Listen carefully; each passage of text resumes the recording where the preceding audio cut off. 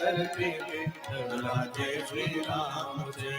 सिया दिया जय धरती पे दुल्हा जय श्री राम जय। सिया दिया जय धरती पे दुल्हा जय श्री राम जय। बोलिए मिथिला धाम की जय। नीलोत्पल तन श्याम काम कोटि शोभा अधिक। सुनियता सुगुन ग्राम जासु नाम अघ खगपधिक। गिरजा संत समागम समन कछुआन। बिनु हरि कृपा न होय सो गावहि वेद पुराण।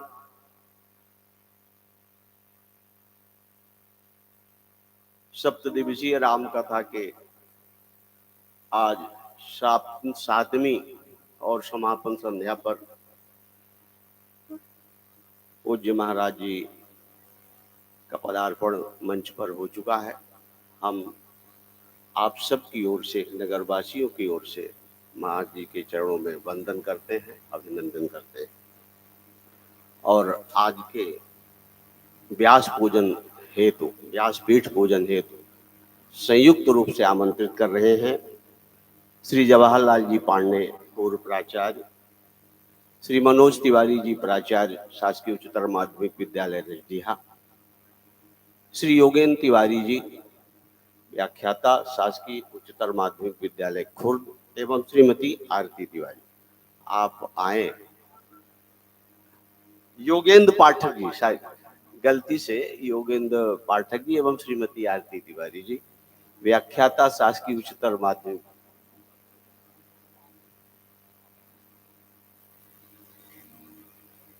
हरि ओम। स्वस्ति न इंद्रो वृद्धश्रवा स्वस्ति न पूषा विश्ववेदाः स्वस्ति न चारिभ्यो अरिष्टनेमिः स्वस्ति नो बृहस्पतिर्दधातु बृहदस्वा मारुतः वृषभाः शुभङ्ग्यावारो विदधे भुजगमया अग्निजिह्वा मानवः सूर्यजुषो विश्वेनो देवा अवसागमन्या भद्रं कर्णेभिः शृणुयाम देवा भद्रं पश्येमाक्षभिर्यजत्राः क्षीरैरङ्गै तुष्टुवागुंसस्तनो विव्यसेम महितं यदायुः शतमेन्दु शरदो वन्ति देवा जतरा नक्षकरा जरसन्तनो नाम पुत्रासो जतना पितरो भवन्ति मानो मध्यारीरिषदायुर्गन्त्योः अदितिभ्यो अदितिरन्तरिक्षमदितिर्माता स पिता स पुत्रः विश्वे देवा अदितिः पञ्चजना अदितिर्जातमदितिर्जनितवाम्मा गुरुर्ब्रह्मा गुरुर्विष्णु गुरुर्देव महेश्वर गुरु साक्षात् परब्रह्म तस्मै श्री गुरुवे नमः। महाराज जी के श्री चरणों में शाल और श्रीफल से सम्मान करने के लिए मैं आमंत्रित करता हूँ श्री योगेंद्र तिवारी जी एवं श्रीमती सुशीला तिवारी। आप आइए, शाल और श्रीफल से पूज्य महाराज जी का सादर सम्मान करें।